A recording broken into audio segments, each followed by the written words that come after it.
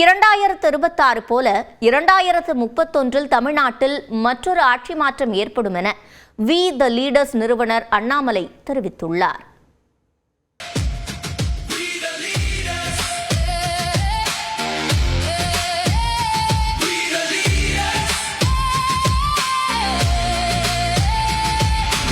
பாஜக முன்னாள் மாநில தலைவராக இருந்த அண்ணாமலை அண்மையில் அக்கட்சியில் இருந்து வெளியேறி வி த லீடர்ஸ் என்ற இயக்கத்தை தொடங்கினார். இதில் இதுவரை 19 லட்சம் பேர் இணைந்துள்ளனர். இந்த நிலையில் கோவை மாவட்டம் பொள்ளாச்சி அருகே உள்ள ஆச்சிப்பட்டியில் வி த லீடர்ஸ் அமைப்பின் முதல் மாநாடு நடைபெற்றது. போதையில்லா தமிழகம் என்ற பெயரில் நடந்த விழிப்புணர்வு மாநாட்டில் இளைஞர்கள், பெண்கள் என 10,000த்திற்கும் மேற்பட்டோர் கலந்து கொண்டனர். மாநாட்டிற்கு தொண்டர்களின் புடைசூழ வந்த அண்ணாமலை மேடை ஏறியதும் கூட்டத்தினரை நோக்கி நெடுஞ்சான் கடையாக விழுந்து வணங்கினார்.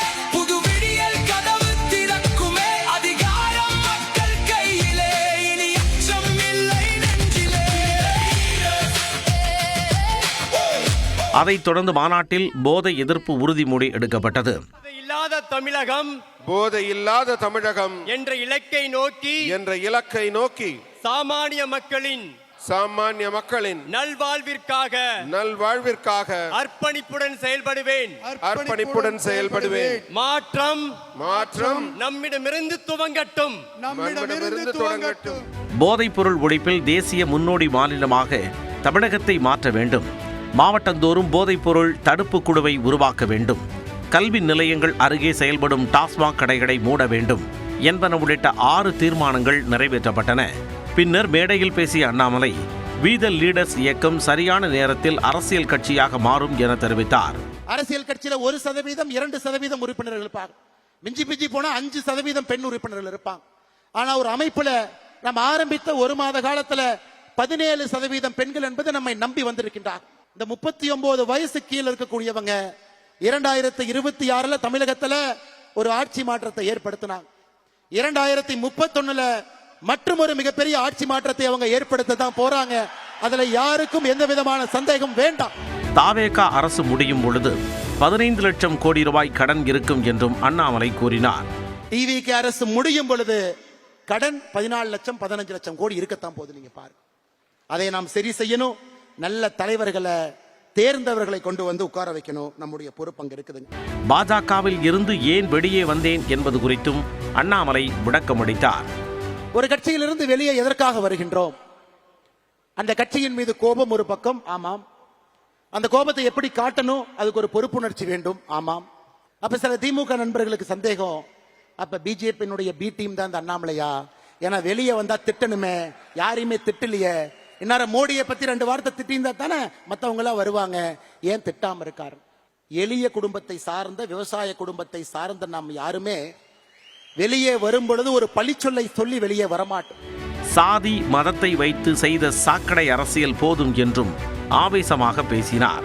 இன்னைக்கு நான் அறுதியிட்டு தெளிவாக உங்களுக்கு நான் கோடிட்டு இந்த அமைப்பினுடைய ஒரு தன்னாளராக நான் சொல்லுகின்றேன். மதம் என்பது இந்த அமைப்புக்கு வெளியே, சாதி என்பது இந்த அமைப்புக்கு வெளியே. ரைட் ஹேண்டு, லெப்ட் ஹேண்டு, இந்த சாதி மதத்தை வைத்து இத்தனை காலம் அரசியல் செய்து பட்டது போதும். உங்கள் மதம் உங்களுக்கு பெரிது, என் மதம் எனக்கு பெரிது. அதை வீட்டிலே பூட்டி விட்டு வெளியே வரும் பொழுது அனைவருக்கும் பொதுவான, சமமான ஒரு தமிழனாக, ஒரு இந்தியனாக, ஒரு மனிதனாக நம்முடைய வாழ்க்கை இருக்கட்டும். அருமை சொந்தங்கள், மாநாட்டில் வி த லீடர்ஸ் அமைப்பின் செயலி அறிமுகம் செய்யப்பட்டது. இந்த அமைப்பின் அடுத்த மாநாடு வரும் 26ஆம் தேதி திருச்செந்தூரில் நடக்கிறது. தொடர்வது 1 நிமிட செய்திகள். பொறியியல் கல்லூரிகளில் மாணவர் சேர்க்கைக்கான சிறப்பு பிரிவு கலந்தாய்வு இன்று தொடங்குகிறது. அண்ணா பல்கலைக்கழகத்தின் கீழ் இணைப்பு பெற்ற 484 கல்லூரிகளில் உள்ள சுமார் 2,65,000 இடங்களுக்கான கலந்தாய்வில் பங்கேற்க 2,45,000 மாணவர்கள் விண்ணப்பித்திருந்தனர். இவர்களுக்கான தரவரிசை பட்டியல் வெளியான நிலையில் அரசு பள்ளி மாணவர்களுக்கான 7.5% இடஒதுக்கீட்டின் அடிப்படையில் 46,604 மாணவர்கள் இடம்பெற்றுள்ளனர். அதேபோல விளையாட்டு பிரிவில் 3,210 பேரும், முன்னாள் ராணுவத்தினரின் வாரிசுதாரர் பிரிவில் 1175 மாணவர்களும் மாற்றுத்திறனாளிகள் பிரிவில் 493 பேரும் கலந்தாய்வில் பங்கேற்க உள்ளனர். இந்நிலையில் அரசு பள்ளி மாணவர்களுக்கான 7.5% இடஒதுக்கீட்டின் கீழ் உள்ள சிறப்பு பிரிவு மாணவர்களுக்கான கலந்தாய்வு இன்று தொடங்குகிறது. இதில் 38 இடங்கள் உள்ள விளையாட்டு வீரர்கள் பிரிவில் 504 பேர் கலந்து கொள்ள தகுதி பெற்றுள்ளனர். முன்னாள் ராணுவத்தினரின் வாரிசுகளுக்கான 150 இடங்களுக்கு 14 பேரும், மாற்றுத்திறனாளிகளுக்கான உள்ஒதுக்கீட்டில் 149 மாணவர்களும் பங்கேற்க உள்ளனர். பொது பிரிவினருக்கான கலந்தாய்வு வரும் 20ஆம் தேதி தொடங்கி ஆகஸ்ட் 30ஆம் தேதி வரை தொடர்ந்து 40 நாட்கள் நடைபெற உள்ளது. சென்னை கோயம்பேடு மொத்த காய்கறி சந்தைக்கு வரத்து குறைந்ததால் கடந்த சில நாட்களாக காய்கறிகளின் விலை தொடர்ந்து உயர்ந்து வருகிறது. கடந்த வாரம் 1 கிலோ பெரிய வெங்காயம் 25 ரூபாய்க்கு விற்பனையான நிலையில் தற்போது 40 ரூபாயாக உயர்ந்துள்ளது. சின்ன வெங்காயம் 50 ரூபாயிலிருந்து 80 ரூபாயாக அதிகரித்துள்ளது. 1 கிலோ பீன்ஸ் 110 ரூபாய், முருங்கைக்காய் 80 ரூபாய், கத்தரிக்காய் 50 ரூபாய்க்கு விற்பனை செய்யப்படுகிறது. தினமும் கோயம்பேடு சந்தைக்கு 10,000 டன் காய்கறிகள் வரவேண்டிய நிலையில் தற்போது 6,000 முதல் 7,600 டன் மட்டுமே வருவதாக வியாபாரிகள் கூறுகின்றனர். கர்நாடகா, மகாராஷ்டிரா, உத்தரப்பிரதேசம் உள்ளிட்ட மாநிலங்களில் பெய்து வரும் மழையால் காய்கறி வரத்து பாதிக்கப்பட்டிருப்பதாகவும் அவர்கள் தெரிவிக்கின்றனர். இனிமேட்டு இந்த ஒரு மாசத்துக்கு எல்லா காய்கறி விலை ஏற்றத்தில் தான் இருக்கு. குறையதுக்கான வாய்ப்பு குறையுதான். இப்போ அடுத்தது ஆடி மாசம் பிறந்திருக்கு. அந்த ஆடி மாசத்துலேருந்து பார்த்தீங்கன்னா விலை குறையுன்னு எதிர்பார்ப்பாங்க. ஆனால் நிச்சயமா விலை குறையாது. இதே விலை நீடிக்கும். இதுல இருந்து ஒரு ரூபாயிலிருந்து 1 கிலோக்கு 5 ரூபாயிலிருந்து 10 ரூபாய் வரைக்கும் ஏறதுக்கான வாய்ப்பு அதிகமாக இருக்கு. குறிப்பாக வெங்காயம் பொறுத்த வரைக்கும் பார்த்தீங்கன்னா அதிகபட்சமா 60 ரூபாய்க்கு போறதுக்கு வாய்ப்பு இருக்கு. தக்காளி வரத்து அதிகரித்திருப்பதால் அதன் விலை குறைந்துள்ளது. 1 கிலோ தக்காளி 25 முதல் 30 ரூபாய் வரை விற்பனையாகிறது. உலக அளவில் கடுமையான வெப்பத்தை எதிர்கொள்ளும் நகரங்களின் பட்டியலில் மதுரை 7வது இடத்தில் இருக்கும் தகவல் வெளியாகியுள்ளது. இங்கிலாந்தைச் சேர்ந்த பிரபல ஆக்ஸ்போர்ட் பல்கலைக்கழகம் நடத்திய ஆய்வில் அதிக வெயிலை எதிர்கொள்ளும் உலக நகரங்களின் பட்டியலில் 14 இந்திய நகரங்கள் இருக்கும் தகவல் வெளியிடப்பட்டுள்ளது. அதில் மதுரை 7வது இடத்திலும், சென்னை 49வது இடத்திலும், கொல்கத்தா 45வது இடத்திலும் இருக்கும் தகவல் வெளியிடப்பட்டுள்ளது. உலகில் மதுரை நகரம் அதிக வெயிலை எதிர்கொள்ளும் 7வது நகரமாக மாறியதற்கு காரணம் என்ன என அங்குள்ள மூத்த குடிமக்கள் கூறியுள்ளனர். போக்குவரத்து கிடையாது. இப்போ அதிகமாக பாலம் கட்டிட்டாங்க. வைகையிலும் தண்ணி அதிகமாக போர்த்து வரதில்லை. நாங்கள் இக்கரையிலேருந்து அக்கறைக்கு நடந்தே போகும். இப்போ அந்த மாதிரி போக முடியல. மரம் மட்டுக்கெல்லாம் வெட்டிட்டாங்க. ரொம்ப கஷ்டமாக இருக்குது. வீட்லேயும் ரொம்ப அதிகமான வெயிலாக இருக்குது. மதுரை மாநகரில் வீடுதோறும் மரம் வளர்ப்பதையும் தரிசு நிலங்களில் சோலைகளை உருவாக்குவதிலும் மாநகராட்சியும் வனத்துறையும் அரசும் கவனம் செலுத்த வேண்டும் என மக்கள் கோரிக்கை விடுத்துள்ளனர். வியட்நாம் படகு விபத்தில் சிக்கிய பலர் உயிர்காக்கும் லைஃப் ஜாக்கெட் அணியாததாலேயே உயிரிழந்ததாக அதிர்ச்சி தகவல் வெளியாகியுள்ளது. தெற்கு வியட்நாமின் பிரபல சுற்றுலா தலமான ஃபூக் வாக் தீவில் 32 இந்தியர்கள் உட்பட 36 பேருடன் சென்ற படகு கடலில் கவிழ்ந்து விபத்துக்குள்ளானது. இதில் 10 தமிழர்கள் உட்பட 15 தென்னிந்தியர்கள் உயிரிழந்த சம்பவம் பெரும் சோகத்தை ஏற்படுத்தியிருக்கிறது. இந்நிலையில் விபத்தில் சிக்கிய படகை இயக்கிய 57 வயதான கேப்டனை அந்நாட்டு காவல்துறை கைது செய்துள்ளது. இதற்கிடையே படகில் பயணம் செய்தவர்களுக்கு உயிர்காக்கும் லைஃப் ஜாக்கெட்ஸ் கொடுக்கப்பட்டதாகவும், ஆனால் அதை அணியாமல் சிலர் அலட்சியமாக இருந்ததாகவும் கூறப்படுகிறது. மேலும் சிலர் படகில் இருந்த அறையில் சிக்கியதால் வெளியே வர முடியாமல் உயிரிழந்ததாகவும் தகவல்கள் தெரிவிக்கின்றன. இந்த சூழலில் விபத்து தொடர்பான விரிவான விசாரணைக்கு அந்நாட்டு பிரதமர் லே மின் ஹூன் உத்தரவிட்டுள்ளார். மறுபுறம் உயிரிழந்தவர்களின் உடல்கள் விரைவில் இந்தியா கொண்டுவர நடவடிக்கை தொடங்கியிருப்பதாக வியட்நாமில் உள்ள இந்திய தூதரகம் தெரிவித்துள்ளது. 6 மாதங்களில் மு.க. ஸ்டாலின் மீண்டும் முதலமைச்சர் ஆவார் என திமுக முன்னாள் அமைச்சர் அனிதா ராதாகிருஷ்ணன் தெரிவித்துள்ளார். தூத்துக்குடி மாவட்டம் வல்லநாட்டில் முன்னாள் முதலமைச்சர் கருணாநிதியின் பிறந்தநாள் பொதுக்கூட்டம் நடைபெற்றது. இதில் பங்கேற்று பேசிய அனிதா ராதாகிருஷ்ணன் தவிக ஆட்சி தொடராது என்றார்.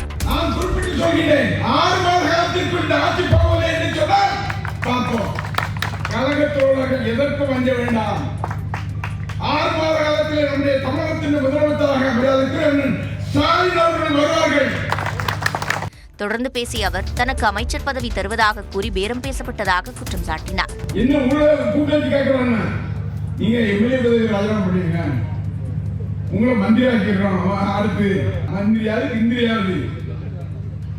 திமுக காரணம் எந்த காரணத்தை கொண்டும் எந்த கும்பலும் அசைத்து பார்க்க முடியாது என்பதை சொல்றேன். திமுகவினர் மீது தவிக அரசு பொய் வழக்கு போடுவதாகவும் அனிதா ராதாகிருஷ்ணன் கூறினார். பழனி முருகன் கோவில் தங்கும் விடுதிகளில் பல ஆண்டுகளுக்கு பிறகு கட்டணம் உயர்த்தப்பட்ட நிலையில் இன்று முதல் கட்டண உயர்வு அமலுக்கு வருகிறது. திண்டுக்கல் மாவட்டம் பழனி முருகன் கோவிலுக்கு நாள்தோறும் ஆயிரக்கணக்கான பக்தர்கள் வருகை தருகின்றனர். அவர்களின் வசதிக்காக தேவஸ்தானத்தின் சார்பில் தண்டாயுதபாணி நிலையம், சின்னக்குமாரர் விடுதி, இடும்பன் குடில்கள், வேலவன் விடுதி உள்ளிட்ட தங்கும் விடுதிகள் செயல்பட்டு வருகின்றன. இந்த விடுதிகளில் ஏசி மற்றும் சாதாரண அறைகள் என 250க்கும் மேற்பட்ட அறைகள் உள்ளன. பராமரிப்பு பணிகள் உள்ளிட்ட காரணங்களால் தற்பொழுது சுமார் 180 அறைகள் மட்டுமே பக்தர்களால் பயன்பாட்டில் உள்ளன. இந்த அறைகளுக்கான வாடகை தற்பொழுது உயர்த்தப்பட்டுள்ளது. இதுவரை சாதாரண மற்றும் ஏசி அறைகளுக்கு 300 ரூபாய் முதல் 2500 ரூபாய் வரை கட்டணம் வசூலிக்கப்பட்டது. தற்பொழுது இது 600 ரூபாய் முதல் 4000 ரூபாய் வரை உயர்த்தப்படுகிறது. முன்னறிவிப்போ பக்தர்களின் கருத்து கேட்போ இல்லாமல் திடீரென கட்டணம் உயர்த்தப்பட்டுள்ளதாக இந்து அமைப்புகள் எதிர்ப்பு தெரிவித்துள்ளன. சென்னை ராயப்பேட்டையில் party for the rights of OBC and OBC rights அமைப்பின் சார்பில் நடைபெற்ற கருத்தரங்கில் சாதிவாரி கணக்கெடுப்பு மற்றும் ஓபிசி மக்களின் உரிமைகள் குறித்து பல்வேறு அரசியல் கட்சி தலைவர்களும் காரசாரமாக விவாதித்தனர். நிகழ்ச்சியில் பேசிய திமுக செய்தி தொடர்பாளர் TKS இளங்கோவன் சமூக நீதியை நிலைநாட்ட தேசிய அளவிலான சாதிவாரி கணக்கெடுப்பே ஒரே தீர்வு என வலியுறுத்தினார். மாநில வாரியாக சதவீதத்தை முடிவு செய்யுங்கள். அந்த எண்ணிக்கையிலே யாருக்கு இடஒதுக்கீடு வழங்க வேண்டும் என்ற முடிவை மாநில அரசுகளிடம் விட்டு விடுங்கள். காரணம், மாநில அரசுகளுக்குத்தான் யார் பிற்படுத்தப்பட்டவர்கள், யார் தாழ்த்தப்பட்டவர்கள் என்பது தெரியும். தொடர்ந்து பேசிய கோமாதேக பொதுச் செயலாளர் ஈஸ்வரன் முதற்கட்டமாக டெல்லியில் ஓபிசி பிரிவைச் சேர்ந்த 50 எம்பிக்களை ஒன்றிணைத்து கூட்டத்தை நடத்த வேண்டும் என்று கேட்டுக்கொண்டார். எத்தனை எம்பியை டெல்லியில சேர்த்தோங்கிறது முக்கியம். 50 எம்பியை சேர்த்து நீங்க டெல்லியில கூட்டம் போட்டு பாருங்க. 50 எம்பி சேர்த்து கூட்டம் போட்டு பாருங்க. அப்புறம் உங்களுக்குரிய மரியாதை பாருங்க. காங்கிரஸ் கட்சியின் மூத்த தலைவர் கிரிஷ் சோடங்கர் பேசுகையில் ஓபிசி இளைஞர்கள் சிவில் சர்வீசஸ் தேர்வுகளில் அதிகம் பங்கேற்க வேண்டும் என்றும் நாடு முழுவதும் சாதிவாரி கணக்கெடுப்பை வலியுறுத்தும் ஒரே தலைவர் ராகுல் காந்தி தான் என்றும் கூறினார். காற்றில் கரைந்த கானக்குயில் இசை பேரரசி எஸ் ஜானகியின் உடல் முழு அரசு மரியாதையுடன் மைசூரில் தகனம் செய்யப்பட்டது. ஆயிரக்கணக்கான ரசிகர்கள் கண்ணீர் மல்க பிரியா விடை கொடுத்தனர். தென்னிந்தியாவின் நைட்டிங்கேள் என்று போற்றப்படும் ஞானகான சரஸ்வதி எஸ் ஜானகி உடல்நலக்குறைவு மற்றும் வயது முதிர்வு காரணமாக சனிக்கிழமை இரவு மைசூரில் காலமானார். அவருக்கு வயது 88. 1938ஆம் ஆண்டு ஆந்திர மாநிலம் குண்டூர் மாவட்டத்தில் பிறந்த எஸ் ஜானகி தாய்மொழியான தெலுங்கு மட்டுமின்றி தமிழ், மலையாளம், கன்னடம், இந்தி, குஜராத்தி உள்ளிட்ட பல மொழிகளில் பாடி தனது வசீகர குரலால் 7 தசாப்தங்களாக அனைவரையும் கட்டி போட்டார். குறிப்பாக இசைஞானி இளையராஜாவின் இசையில் எஸ் ஜானகியும் SP பாலசுப்ரமணியமும் இணைந்து பாடிய எண்ணற்ற பாடல்கள் காலத்தால் அழியாத காவியங்களாக இன்றும் கொண்டாடப்பட்டு வருகின்றன. கடந்த சில ஆண்டுகளாக திரைத்துறையை விட்டு விலகியிருந்த எஸ் ஜானகி உடல்நலக்குறைவால் பாதிக்கப்பட்ட நிலையில் மைசூருவில் உள்ள மருத்துவமனையில் சிகிச்சை பெற்று வந்தார். இந்நிலையில் சனிக்கிழமை இரவு அவர் உயிரிழந்த செய்தி இசை ரசிகர்களை மீளா சோகத்தில் ஆழ்த்தியது.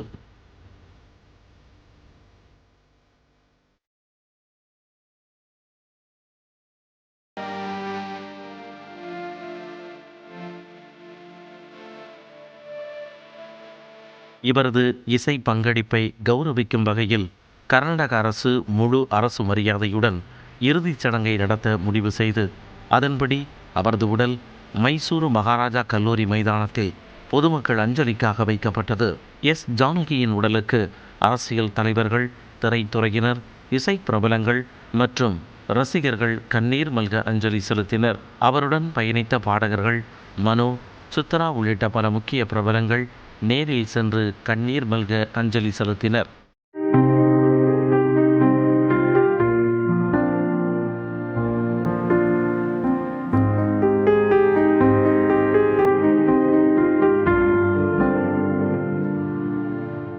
இதனையடுத்து கனியனகுந்தி பகுதியில் உள்ள பண்ணை தோட்டத்தில் அவரது குடும்பத்தினர் மற்றும் உறவினர்கள் முன்னிலையில் எஸ் ஜானகியின் பேத்தி வைத்யுலா இறுதிச் சடங்குகளை செய்தார்.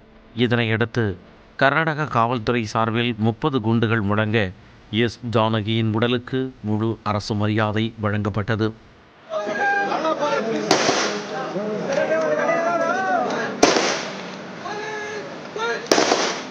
கர்நாடக அரசு சார்பில் அதிகாரிகளும் அமைச்சர்களும் மலர் வளையம் வைத்து அஞ்சலி செலுத்தினர். இதனையடுத்து அவரது உடல் மாலை 5:30 மணியளவில் பண்ணை தோட்டத்தில் தகனம் செய்யப்பட்டது.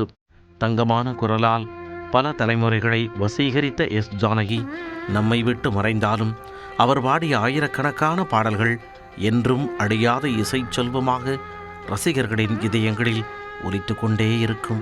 தொடர்வது காலை விரைவுச் செய்திகள். திருவள்ளூர் மாவட்டத்தில் அமோனியா வாயு கசிவு விபத்து ஏற்பட்ட தொழிற்சாலை சீல் வைக்கப்பட்ட நிலையில் அபாய கழிவுகள் முழுமையாக அகற்றப்பட்டன. கன்னிகைப்பேர் கிராமத்தில் இயங்கி வந்த தனியார் தொழிற்சாலையில் அமோனியா வாயு கசிவு விபத்தில் 18 பேர் பரிதாபமாக உயிரிழந்தனர். இதனையடுத்து மின் இணைப்பு துண்டிக்கப்பட்டு தொழிற்சாலையை அதிகாரிகள் சீல் வைத்தனர். மேலும் தொழிற்சாலை வளாகத்தில் இருந்த அபாயகரமான ரசாயனங்கள், கழிவுகள் அனைத்தும் அகற்றப்பட்டன. நாமக்கல்லில் முட்டை கொள்முதல் விலை மேலும் 5 காசுகள் உயர்ந்து ஒரு முட்டை ₹6.65 என்ற புதிய உச்சத்தை தொட்டுள்ளது. கோடைக்காலம் முடிந்து மழைக்காலம் ஆரம்பித்த நிலையில் முட்டையிடும் கோழிகளின் எண்ணிக்கை குறைந்துள்ளது. மேலும் சத்துணவுக்கு அதிக அளவில் முட்டை செல்வதாகவும் உள்ளூரில் தேவை அதிகரித்திருப்பதாகவும் கூறப்படுகிறது. இதனால் முட்டை கொள்முதல் விலை தொடர்ந்து அதிகரித்து வருவதாக பண்ணையாளர்கள் தெரிவிக்கின்றனர். காஞ்சிபுரம் ஏகாம்பரநாதர் கோவிலில் தங்கத்தேர் திருவிழாவை அமைச்சர்கள் ரமேஷ், தென்னரசு, ரஞ்சித்குமார் ஆகியோர் வடம் பிடித்து இழுத்து தொடங்கி வைத்தனர். முதலாக நடைபெறும் தங்கத்தேர் விழா சிவவாத்தியங்கள், கும்மிப்பாட்டு, சிலம்பாட்டம், வான வேடிக்கைகளுடன் களை கட்டியது.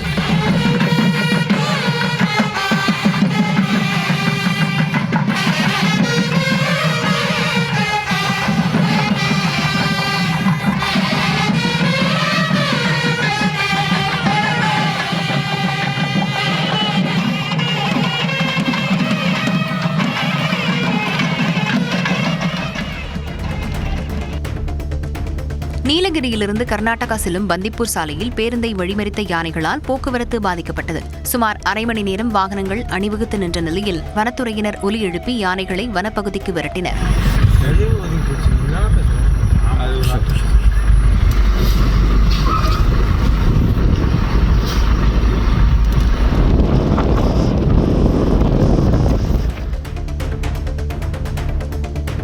ஆனி மாத பிரதோஷத்தை முன்னிட்டு தஞ்சை பெரிய கோயிலில் உள்ள பெருநந்திக்கு சிறப்பு அபிஷேகம் நடைபெற்றது. பெருவுடையாருக்கு ஏற்ற பெருநந்திக்கு மஞ்சள், சந்தனம், பால், தயிர், திரவிய பொடி, இளநீர், கரும்புச்சாறு, தேன், பழச்சாறு உள்ளிட்ட 12 வகையான திரவியங்களால் நந்தி பெருமானுக்கு சிறப்பு அபிஷேகம் செய்யப்பட்டு மகா தீபாரதனை காட்டப்பட்டது.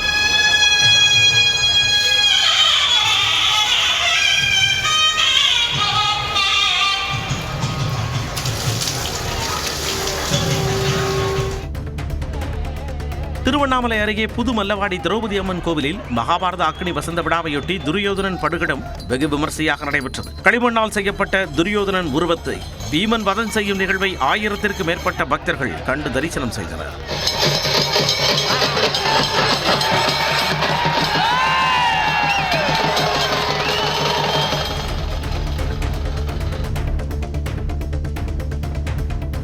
திருச்சி மாவட்டம் லால்குடி அருகே கூழையாற்றில் இளைஞர்கள் வலையில் முதலை சிக்கிய சம்பவம் அதிர்ச்சியை ஏற்படுத்தியுள்ளது. தென்கால் கிராமத்தில் கூழையாற்றில் அப்பகுதியைச் சேர்ந்த 20க்கும் மேற்பட்ட இளைஞர்கள் மீன்பிடித்தனர். அப்போது எதிர்பாராத விதமாக அவர்களது வலையில் முதலை ஒன்று சிக்கியது. சுமார் 5 அடி நீளமும் 70 கிலோ எடையும் கொண்ட முதலையை இளைஞர்கள் கரைக்கு கொண்டு வந்தனர். அப்போது ஜெயக்குமார் என்ற இளைஞரின் வலது தோள்பட்டையில் முதலையின் பல்பட்டு அவர் படுகாயமடைந்தார். இதனையடுத்து முதலை வனத்துறையிடம் ஒப்படைக்கப்பட்டது. கோவை ஈஷா யோகா மையத்தில் தனியார் மருத்துவமனை சார்பில் மார்பக புற்றுநோய் பரிசோதனை முகாம் நடைபெற்றது. ஈஷா யோகா மைய வளாகத்தில் தனியார் மருத்துவமனை சார்பாக நடைபெற்ற இந்த முகாமில் அப்பகுதியைச் சேர்ந்த ஏராளமான பெண்கள் தங்களை பரிசோதனை செய்து கொண்டனர்.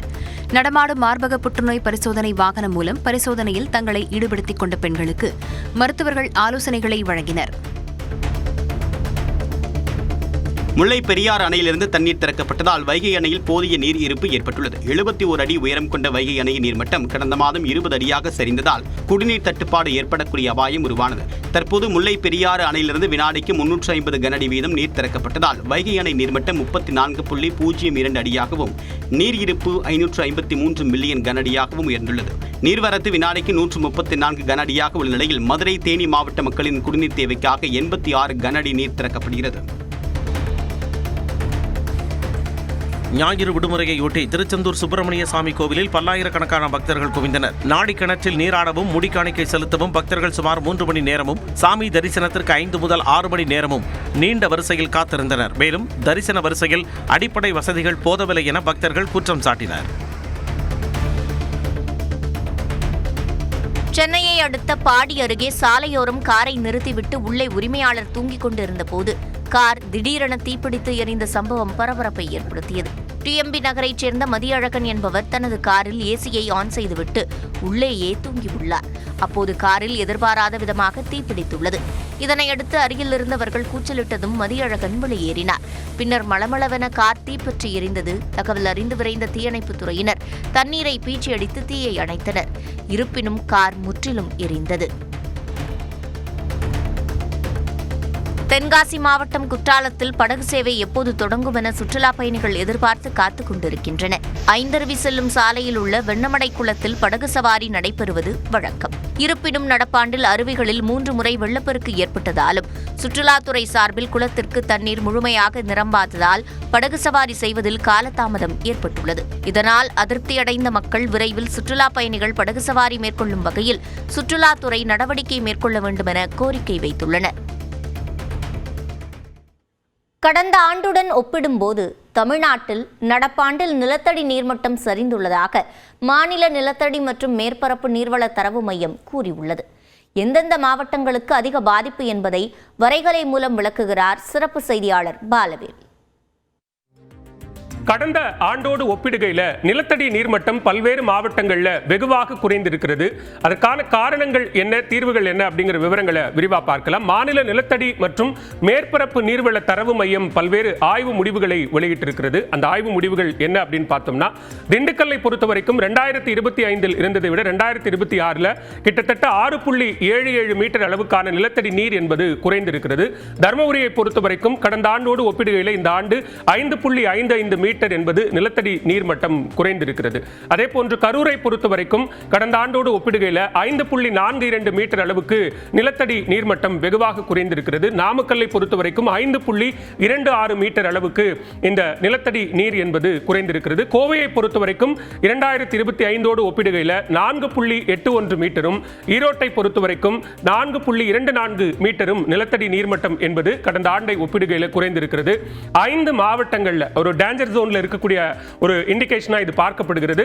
நிலத்தடி நீர்மட்டம் சராசரியா 5.56 மீட்டர் வரை சரிந்திருக்கிறது அப்படிங்கிற ஒரு விவரத்தையும் நம்ம பார்க்கிறோம். இதுக்கான காரணங்கள் என்ன அப்படின்னு பார்க்கலாம். அதுக்கு முன்னாடி அரியலூரை பொறுத்த வரைக்கும் நிலத்தடி நீர் என்பது கிட்டத்தட்ட 94 அடி வரைக்கும் சென்றிருக்கிறது அப்படிங்கிற ஒரு சூழலும் இருக்கிறது. அதே போல கோவை மற்றும் கடலூர்ல நீர்மட்டம் என்பது 20 மீட்டருக்கும் அதிகமான ஆழத்திற்கு அந்த நிலத்தடி நீர் என்பது சென்றிருக்கிறது அப்படிங்கிற ஒரு அபாய செய்தியையும் நம்ம பார்க்கிறோம். அதன் காரணமாக என்ன நடக்கும் அப்படின்னு பார்த்தோம்னா, புதிய ஆழ்துளை கிணறுகள் போடும் பட்சத்தில் அது போடுறதுக்கான செலவு என்பது 2 மடங்காக மாறக்கூடிய ஒரு சூழல் உருவாகும். அதே நேரத்தில் இது நிலத்தடி நீர்மட்டம் இந்த அளவுக்கு வெகுவாக குறைவதற்கு என்ன காரணங்கள் அப்படின்னு பார்த்தோம்னா, தடையின்றி இந்த நீர் உறிஞ்சப்பட்டதுதான் சராசரியா 5.5 மீட்டர் அளவுக்கு இது சரிவதற்கான காரணம்னு சொல்றாங்க. அதே நேரத்தில் ஆக்கிரமிப்புகள் காரணமாக மழைநீர் பூமிக்கடியில ஊறி நிலத்தடி நீர்மட்டம் அதிகரிப்பதற்கான வாய்ப்புகள் இல்லாம போனதும் ஒரு காரணம் அப்படின்னு சொல்லப்படுது. தீவிர விவசாயம் மற்றும் தொழில்துறை பயன்பாடும் கூட இந்த நிலத்தடி நீர்மட்டம் குறைந்ததற்கான காரணம். அதே நேரத்தில் கடுமையான வெப்பம் இந்த கோடை காலத்தில் இருந்ததன் காரணமாக நீர்நிலைகளில் இருந்து நீர் மிக அதிக அளவில் ஆவியானதும் இந்த நிலத்தடி நீர்மட்டம் குறைந்ததற்கான காரணமாக சொல்லப்படுகிறது. சரி, இதன் மூலமா என்னென்ன பாதிப்புகள் ஏற்படும் அப்படின்னு பார்த்தோம்னா, பாசன வசதி பாதிக்கப்பட்டு விவசாய உற்பத்தி வெகுவாக குறையும் அப்படின்னு சொல்லப்படுகிறது. கடுமையான குடிநீர் பற்றாக்குறை ஏற்படுவதற்கான வாய்ப்புகளும் இருக்கு. அடுத்ததா நம்ம பார்த்தோம் அப்படின்னா, நிலத்தடி நீரையே நம்பி இருக்கக்கூடிய தொழிற்சாலைகளினுடைய செயல்பாடுகள் முடங்கக்கூடிய ஒரு அபாயமும் இதுல இருக்கு. அடுத்ததாக மழைநீர் சேகரிப்பு அமைப்புகள் என்ன மாதிரியான மாற்றங்களை நம்ம இமீடியட்டா செய்யணும் அப்படின்னா, மழைநீர் சேகரிப்பு அமைப்புகளை உடனடியாக புதுப்பித்து ஆக்கிரமிப்புகளை அகற்ற வேண்டும் அப்படின்னும், அதே நேரத்தில் திறந்தவெளி மற்றும் மேலோட்டமான நீர்நிலைகளை மிக அதிக அளவில் பயன்படுத்தணும். சொட்டு நீர் மற்றும் தெளிப்பு நீர் பாசன முறைகளுக்கு விவசாயிகள் மாற வேண்டும் அப்படிங்கிறதும் இப்ப ஒரு தேவையாக மாறி இருக்கிறது. எனவே இனிவரும் காலங்களில் மழைநீர் சேகரிப்பை புதுப்பித்து நிலத்தடி நீர்மட்டத்தை உயர்த்துவதற்கான முயற்சிகளை எடுக்க வேண்டும் அப்படிங்கிறது தான் இந்த ஆய்வு முடிவுகள் நமக்கு உணர்த்துகிறது. தொடர்வது காலை விரைவு செய்திகள். செங்கல்பட்டு மாவட்டம் ஆத்தூர் பழத்தோட்டம் பகுதியில் அமைந்துள்ள அரசினர் பாதுகாப்பு இல்லத்தில் காவலாளியை தாக்கிவிட்டு தப்பியோடிய 12 சிறார்களை காவல்துறையினர் தேடி வருகின்றனர். சாலையில் சென்றவர்களையும் தாக்கிய அவர்கள் 3 இருசக்கர வாகனங்கள், செல்போன்கள் உள்ளிட்டவற்றை பறித்துக் கொண்டு 2 குழுக்களாக பிரிந்து தப்பிச் சென்றுள்ளனர். சிவகங்கையில் 15 கோடி ரூபாய் மதிப்புள்ள 3 கிலோ மெத்தப்பட்டமைன் போதைப் பொருளை பறிமுதல் செய்து 4 பேரை காவல்துறையினர் கைது செய்துள்ளனர். இடையான்குடி சாலை இந்திரா நகர் ரயில்வே கேட் அருகே ரகசிய தகவலின் பேரில் நடத்திய சோதனையில் இடையான்குடி, சென்னை மற்றும் திருச்சியைச் சேர்ந்த 4 பேரிடம் இருந்து போதைப் பொருள் பறிமுதல் செய்யப்பட்டது. விசாரணையில் அந்த போதைப் பொருளை மலேசியாவுக்கு கடத்த திட்டமிட்டிருந்தது தெரியவந்ததை அடுத்து விசாரணை நடைபெற்று வருகிறது. கோவை அருகே நொய்யல் ஆற்றில் நண்பர்களுடன் குளித்த 11ஆம் வகுப்பு மாணவர் நீரில் மூழ்கி உயிரிழந்த சம்பவம் சோகத்தை ஏற்படுத்தியிருக்கிறது. தீனம்பாளையம் சிம்சன் நகரைச் சேர்ந்த 11ஆம் வகுப்பு மாணவர் பிரணேஷ் தனது பள்ளி நண்பர்களுடன் நொய்யல் ஆற்றின் குப்பனூர் தடுப்பணை பகுதியில் குளித்துக் கொண்டிருந்தார். அப்போது எதிர்பாராத விதமாக ஆழமான சேற்றில் சிக்கிய பிரணேஷ் தன்னை காப்பாற்றுமாறு கூச்சலிட்டுள்ளார். இதை பார்த்து அதிர்ச்சியடைந்த அவரது நண்பர்கள் தீயணைப்புத் துறைக்கு தகவல் அளித்ததன் பேரில் விரைந்து வந்த தீயணைப்புத் துறையினர் மூழ்கிய பிரணேஷை சடலமாக மீட்டனர். சேலம் மாவட்டம் எடப்பாடியில் உள்ள பிரசன்ன நஞ்சுண்டேஸ்வரர் கோயிலில் நந்தி பகவானுக்கு பிரதோஷ சிறப்பு பூஜை நடைபெற்றது. இதில் பால், தயிர், பழம், பன்னீர், பஞ்சாமிர்தம், திருநீர், இளநீர், திருமஞ்சனம் உள்ளிட்ட பல்வேறு விதமான வாசனை திரவியங்களை கொண்டு நந்தி பகவானுக்கு அபிஷேகம் செய்யப்பட்டது. இதைத் தொடர்ந்து அலங்கரிக்கப்பட்ட நந்தி பகவானுக்கு தீபாராதனை காட்டி சிறப்பு பூஜைகள் செய்யப்பட்டன.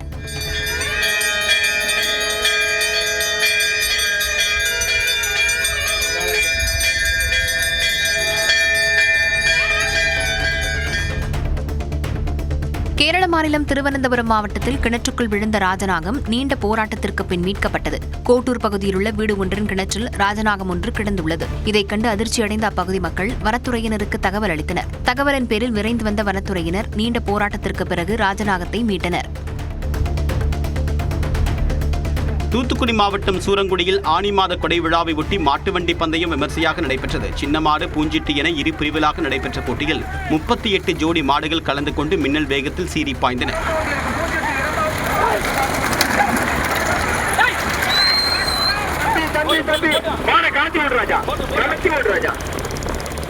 இதில் வெற்றி பெற்ற மாட்டு வண்டிகளின் உரிமையாளர்கள் மற்றும் சாரதிகளுக்கு பரிசுத் தொகை வழங்கி கௌரவிக்கப்பட்டது. ஆனி மாத தேய்பிறை பிரதோஷத்தை முன்னிட்டு திருவண்ணாமலை அண்ணாமலையார் கோயிலில் பெரிய நந்தி பகவானுக்கு சிறப்பு அபிஷேகமும் மகா தீபாராதனையும் நடைபெற்றது. கோயிலின் 5ஆம் பிரகாரத்தில் அமைந்துள்ள பெரிய நந்தி பகவானுக்கு அரிசி மாவு, மஞ்சள் தூள், தேன், பஞ்சாமிர்தம், பால், தயிர், இளநீர், கரும்புச்சாறு, எலுமிச்சைச்சாறு, விபூதி, சந்தனம் உள்ளிட்ட பல்வேறு அபிஷேக பொருட்களை கொண்டு அபிஷேகம் செய்யப்பட்டு மகா தீபாராதனை காண்பிக்கப்பட்டது.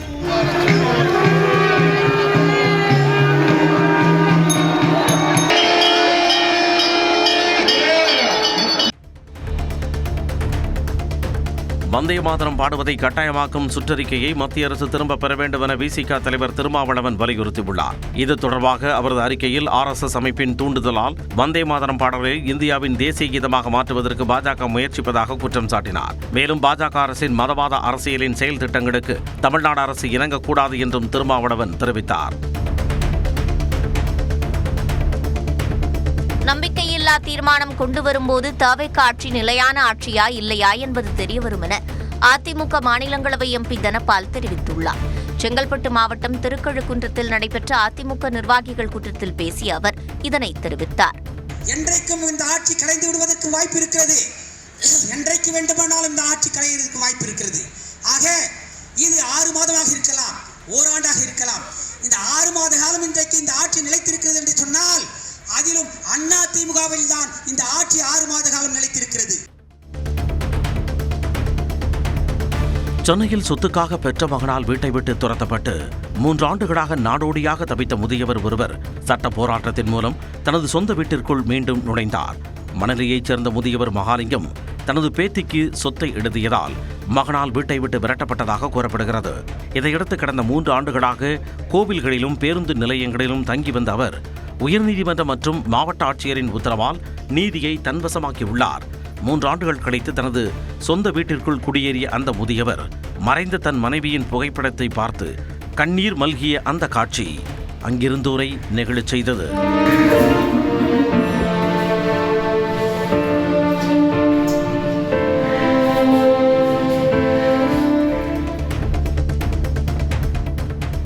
சென்னையை அடுத்த அம்பத்தூரில் வீட்டருகே நின்றிருந்த பெண்ணிடம் அரிவாளை காட்டி மிரட்டிய நபரின் சிசிடிவி காட்சி வெளியாகி பரபரப்பை ஏற்படுத்தியுள்ளது. அதிகாலையில் தனது வீட்டின் வாசலில் மூதாட்டி பூப்பறித்துக் கொண்டிருந்தார். அப்போது அவ்வழியாக இருசக்கர வாகனத்தில் வந்த மர்ம நபர் ஒருவர் முகவரி கேட்பது போல திடீரென அரிவாளை காட்டி மூதாட்டியை தாக்க முயன்றார். இதைக் கண்டு அதிர்ச்சியடைந்த பெண் உடனே தனது வீட்டிற்குள் ஓடினார். இச்சம்பவத்தின் சிசிடிவி காட்சிகள் வெளியான நிலையில் காவலர்கள் விசாரணை நடத்தி வருகின்றனர். ரசிகர்களின் பெரும் எதிர்பார்ப்புடன் மிஷ்கின் விஜய் சேதுபதி கூட்டணியில் உருவாகியுள்ள ட்ரெயின் திரைப்படத்தின் டீசர் வெளியாகியுள்ளது. டீசர் வெளியீட்டு விழாவில் பிரபலங்கள் பேசியது என்ன பார்க்கலாம் இந்த செய்தி தொகுப்பில். மிஷ்கினின் மிரட்டலான காட்சி அமைப்புடன் தயாராகியுள்ள ட்ரெயின் திரைப்படத்தின் டீசர் அது. ரயிலில் ஓர் இரவில் நடைபெறும் சம்பவங்களை மையமாக கொண்டு டார்க் த்ரில்லர் ஜானரில் உருவாகியுள்ள இப்படத்தில் விஜய் சேதுபதியுடன் இணைந்து ஸ்ருதிஹாசன், நாசர், நரேன், KS ரவிக்குமார் உள்ளிட்ட பல நட்சத்திர பட்டாளங்கள் நடித்துள்ளனர். இந்நிலையில் சென்னையில் நடைபெற்ற டீசர் வெளியீட்டு விழாவில் பேசிய இயக்குனர் மிஷ்கின், இப்படம் விஜய் சேதுபதிக்காகவே உருவாக்கப்பட்ட கதை என்றார். மேலும் தாமதமாக படம் வெளிவருவதால் வருத்தம் இல்லை என்றும் குறிப்பிட்டார்.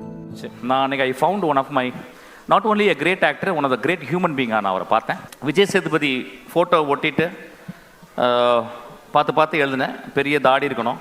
It is about a fallen man. Actually I think இந்த படம் விஜய் சேதுபதி தவிர வேற யாருமே இதை பண்ணியிருக்க முடியாதுன்னு நினைக்கிறேன். அப்போ கமல் சார் பண்ணியிருக்க முடியாதா? கமல் சார் பண்ணியிருக்க முடியாது. மேடையில் மிஷ்கினை கலாய்த்து தட்டிய விஜய் சேதுபதி அவரை ஆற தடவி அன்பு முத்தமிட்டார். ஆடிஷன்ஸ் ஜூனியர் ஆர்டிஸ்ட் ஆகும்போது போயிருக்கேன். அப்புறம் நான் ஹீரோ ஆனது பிறகு ஒரு கூப்பிட்டாரு. எனக்கு இவர் எப்போ பார்த்தாலும் சைக்கோ மாதிரி இருக்கும். அதனால் நான் சாரி சார் டேட் இல்லை சார்னு சொல்லிட்டு வந்துட்டேன். நான் அதுக்கப்புறம் சைக்கோ படம் பார்த்ததுக்கப்புறம் எனக்கு ரொம்ப பிடிச்சி போச்சு. எனக்கு உங்களுக்கு பார்க்குற படம் த்ரில்லராக இருக்கலாம், ஆனால் எங்களுக்கு ரொம்ப ரொமான்டிக்காக தான் போச்சு அந்த ஷூட்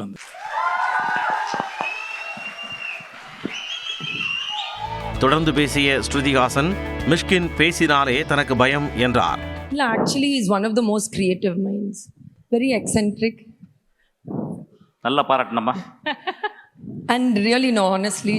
ஏன்ட்ட அந்த கேள்வி கேட்கலையே சார், நீங்க பேசினாலே எனக்கு பயமா இருக்கு. நான் பெரியவரோட ஒர்க் பண்ண முடியல, அவங்க குழந்தைகிட்ட ஒர்க் பண்ணணும்னா I am very proud actually. Mysskin உள்ளத்தளவில் ஒரு குழந்தை என இயக்குனரும் நடிகருமான KS ரவிக்குமார் பாராட்டினார். நல்ல குணங்கள் நிறைய இருக்குது அவர்கிட்ட. உள்ளத்தில் ஒரு குழந்தை. ஆள் மட்டும் பார்க்குறதுக்கு பெருசாக இருந்தாலும் உள்ளத்தில் நிஜமாகவே நல்ல குழந்தை. அவர் நிறைய விஷயங்கள் அவருக்கு தெரியுது. நானே கற்றுக்கிட்டேன்னு சொன்னது சத்தியமான உண்மை. கடந்த 6 வருடங்களில் மிஷ்கின் பல அவமானங்களை எதிர்கொண்டதாக இயக்குனர் ராம் கூறினார். எனக்கு தெரிஞ்சு நான் இந்த 6 வருஷத்தில் அவர் பட்ட அவமானங்களை நேரில் பார்த்துருக்கேன், அவதூறுகளை நேரில் கேட்டிருக்கேன். ஒரே நேரத்தில் தாக்குனா அவன் ஆக்சுவலாக காணாமல் தான் போவான் அப்படின்னு நான் நினைக்கிறேன். மிஷ்கினால் அது எல்லாத்தையும் ஒரு இடது கையில் தள்ளி விட்டு நிற்க முடியுதுன்னா அது அவர் மனிதர்கள் மேலே வைத்திருக்கக்கூடிய பெரிய நம்பிக்கை. எந்தவித எதிர்பார்ப்பும் இல்லாமல் பாராட்டும் மனம் படைத்த மிஷ்கினும் விஜய் சேதுபதியும் இணைந்திருப்பதாக கூறிய இயக்குனர் வெற்றிமாறன் பல புதிய முயற்சிகளோடு இப்படம் தயாராகி இருப்பதாக தெரிவித்தார். மனிதர்களுக்குள்ள இருக்கிற அந்த ஒரு த குட்னஸ், அந்த கிரே தாண்டி ஒன்று இருக்கு, எல்லாருக்குள்ளேயும் இருக்குன்றத அங்கங்க நம்ம எக்ஸ்பெக்ட் பண்ணாத இடங்கள்ல காட்டுவார். அவருடைய எல்லா படங்களையும் தொடர்ந்து அது இருந்துகிட்டே இருக்கு.